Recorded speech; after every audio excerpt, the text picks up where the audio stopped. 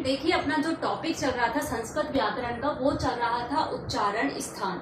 अब देखिए हम पहले जो कल की क्लास में अध्ययन किया था उच्चारण स्थान के बारे में, उसके बारे में एक रिवीजन कर लेते हैं फटाफट से। देखिए हमने जाना क वर्ग का उच्चारण स्थान क्या होता है, कंठ। उसके पश्चात क्या जाना, च वर्ग का उच्चारण स्थान तालु। च वर्ग यानी कि पांचों वर्ण आएंगे और इनको हम पांचों वर्णों को क्या कहते हैं, स्पर्श व्यंजन कहते हैं, जैसे कि मैंने आपको वर्णमाला के टॉपिक में पढ़ाया था। देखिए च वर्ग का तालु, ट वर्ग के पांचों वर्ण ठठना मूर्धा, उसके पश्चात ता वर्ग के दंता और पा वर्ग के ओष्ठ। और मैंने इनका क्रम आपको बताया, सबसे पहले कंठ होता है, उसके पश्चात कौन से स्थान आता है, कंठ के बाद तालु, फिर मूर्धा, फिर दंता, फिर ओष्ठ। जैसे आपका क्रम होता है यहाँ से और यहाँ पहुंचने का, उसी तरीके से आपके पांचों वर्ग का क्रम यहाँ होता है। अब इनके अलावा जो वर्ण होते हैं आपके स्वर वर्ण होते हैं, कुछ और वर्ण होते हैं।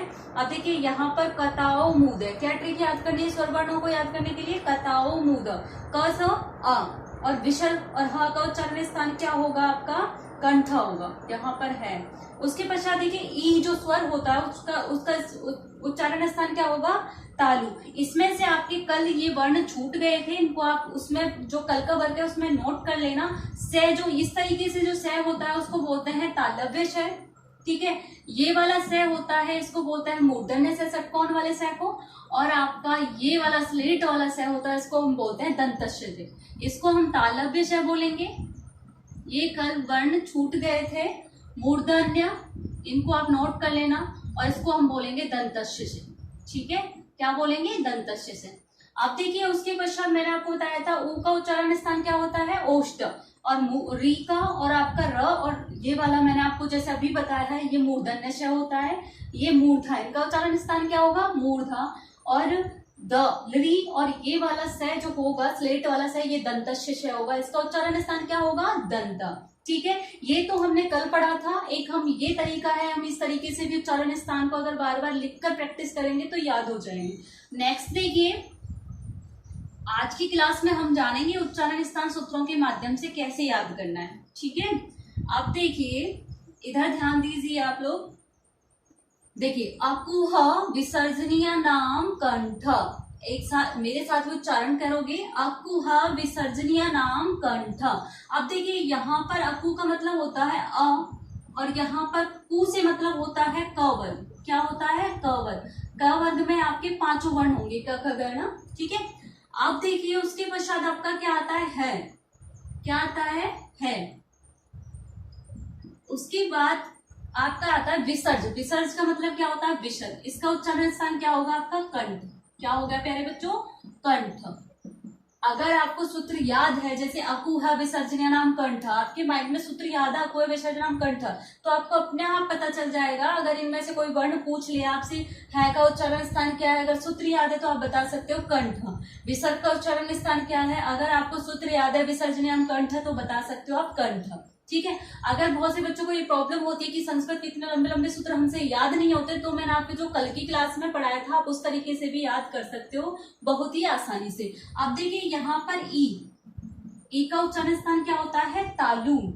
उसके पश्चात आपका च वर्ग होता है, च वर्ग के आपके पांचों वर्ण आएंगे इसमें, ठीक है। उसके पश्चात आपका ये जो अंतस्थ में आता है, ये भी उच्चारण स्थान। अब से ये जो मैंने बताया था सलगम वाला से होता है, इसका उच्चारण स्थान क्या होता है, तालु। क्या होता है, तालु। जैसे मैंने आपको बताया था ये वर्ण मुझसे कल छूट गए थे, इनको आप वापस से नोट कर लेना, और मैं यहाँ पर इसको साथ के साथ आपको एक्सप्लेन कर रही हूँ, ठीक है। ई च वर्ग के पांचों वर्ण य और स का उच्चारण स्थान क्या होगा, तालु। उसके पश्चात देखिए थर्ड नंबर सूत्र है आपका ऋटुर साना मूर्धा, ऋटुर साना मूर्धा। अब देखिए यहाँ पर री और आपका टू का मतलब होता है ट वर्ग के पांचों वर्ण, और उसके बाद आपका र क्या होता है, र, और उसके पश्चात होता है आपका कौन सा, मूर्धन्य स्वर। आप देखिए जब भी आप संस्कृत में पढ़ो और इन वर्णों को देखो तो आप उनको उसी के नाम से बोलना है, इसको मूर्धन्य से, इसको तालव्य से, और इसको दंतस्य से, और विसर्ग को हमेशा कंठ, ठीक है। तो आपको वर्ण आसानी से याद हो जाएंगे। अब देखिए इनका उच्चारण स्थान क्या कहलाएगा, मूर्धा। क्या कहलाएगा, मूर्धा।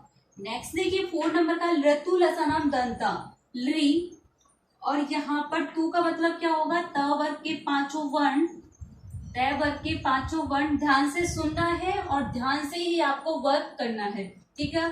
ली और आपका ल, ठीक है, और आपका ल, और आपका कौन सा से, दंतस्य से। चल वो आपका स्लेट वाला से कौन सा होता है, दंतस्य से। मैंने आपको कहा ये कौन सा है, मूर्धन है, ये तालव्य और ये दंतस्य। तो दंतस्य से यहाँ का इसका उच्चारण स्थान क्या होगा आपका, दंतम। अब आपको पूछा कैसे जाता है प्रश्न, ऐसे पूछ लिया आपको यहाँ से उठा के लिरी का उच्चारण स्थान बताइए, तो लिरी का उच्चारण स्थान क्या होता है, दंता। अगर आपको सूत्र याद है लट्टिला नाम दंता होता है, तो आप बता सकते हो कि लिरी का उच्चारण स्थान क्या होता है, दंता। अब आपसे पूछ ले री, इस वाले री का, ऋषि का उच्चारण स्थान क्या होता है। अगर आपको सूत्र याद है ऋतु सा नाम मूर्धा, तो इसका उच्चारण स्थान क्या होता है, मूर्धा। अगर आपको टावर के कोई सा भी वर्ण पूछ ले, ये वाला पूछ ले, तो आप बता सकते हो ये इसका उच्चारण स्थान क्या है, मूर्धा है। क्या है, मूर्धा है। अब देखिए उपपदमानी नाम औष्ठव, उ का मतलब क्या होगा, प वर्ग के पांचों वर्ण, प वर्ग के पांचों वर्ण, और आपका उपपदमानिया नाम औष्ठव, ठीक है। अब देखिए इसके जो औष्ठव होगा, इसका उच्चारण स्थान क्या होगा, औष्ठव। क्या होगा प्यारे बच्चों, औष्ठव। आप इनको साथ के साथ लिखते हुए चले। देखिए नम वर्ण नाम नासिका च। अब यहाँ पे नम वर्णम क्या है, ये वर्ग के जो पांचों अंतिम वर्ण है, मैंने बताया था वर्ग के पांचों न, ठीक है, वो कौन से होंगे, वो नासिका होंगे। अब देखिए नासिका उनका उच्चारण स्थान होगा नम, ठीक है, नम वर्णम, और आपका ये वाला न, ठीक है, इनका उच्चारण स्थान क्या होगा, नासिका। क्या होगा प्यारे बच्चों, नासिका। एक बार पुनः देख लीजिए, अ का मतलब अ, क का मतलब का वर्ग, और आपका ह का मतलब ह, विसर्ग का मतलब विसर्ग, उच्चारण स्थान कंठ। उसके पश्चात ई, चू का मतलब च वर्ग, य, और ये वाला स जो सलगम वाला स होता है, ये आपका तालव्य से होता है, इनका उच्चारण स्थान क्या होगा, तालु। उसके पश्चात देखिए री और टू का मतलब त वर्ग र, और ये वाला जो षटकोण वाला स होता है, ये आपका मूर्धन्य स होता है, इसका उच्चारण स्थान क्या होगा आपका, मूर्धा। उसके पश्चात देखिए लिरी, लिरी का मतलब री, टू का मतलब ता वर्ग, और ल, इनका उच्चारण स्थान क्या होगा आपका, दंता। क्या होगा प्यारे बच्चों, दंता। नेक्स्ट देखिए उ और कु का मतलब पा वर्ग, इनका उच्चारण स्थान क्या कहलाएगा, ओष्ठव। क्या कहलाएगा, ओष्ठव। नेक्स्ट देखिए नंबर नम, यानी कि जो वर्ग के जो पांचों वर्ण होते हैं, स्पर्श व्यंजन होते हैं, उनके पांचों वर्ण होते हैं लास्ट के अंतिम, उनको हम बोलते हैं नासिका। बोलकर देख लीजिए उनका उच्चारण स्थान नम वर्णनम, तो नासिका से उच्चारित होते हैं, तो उनका उच्चारण स्थान क्या होगा, नासिका। अब देखिए ए दत्तम, ए और ऐ, इसमें क्या आएंगे, ए और ऐ दो वर्ण, इनका उच्चारण स्थान क्या होगा, कंठ तालु। क्या होगा, कंठ तालु। नोट करते हुए चलिए आप साथ। ओ दत्तौ, ओ और औ, ओ और औ का उच्चारण स्थान क्या होगा, कंठोष्टम। क्या होगा प्यारे बच्चों, कंठोष्टम। अब देखिए उसके पश्चात आपका बकारा से दंतोष्टम होता है, मैंने आपको कल भी बताया था, ये ओनली व क्या होता है, वकारस्य दंतोष्टम। उसके पश्चात देखिए जीवा मूल्य है, जीवा मूल्यम, इस तरीके से आपका अर्ध विसर्ग का चिन्ह लगा होता है, ये अर्ध विसर्ग का बोलते हैं इसको, और ये होता है आपका क ख जीवा मूल्यम। उसके पश्चात देखिए नासिका अनुस्वारस्य, ये जो आपका अनुस्वार होता है ये नासिका होता है, इसका उच्चारण स्थान, और आपके ये जो विसर्ग होता है इसका उच्चारण स्थान क्या होता है, कंठ होता है, ये मैंने आपको कल भी बताया था।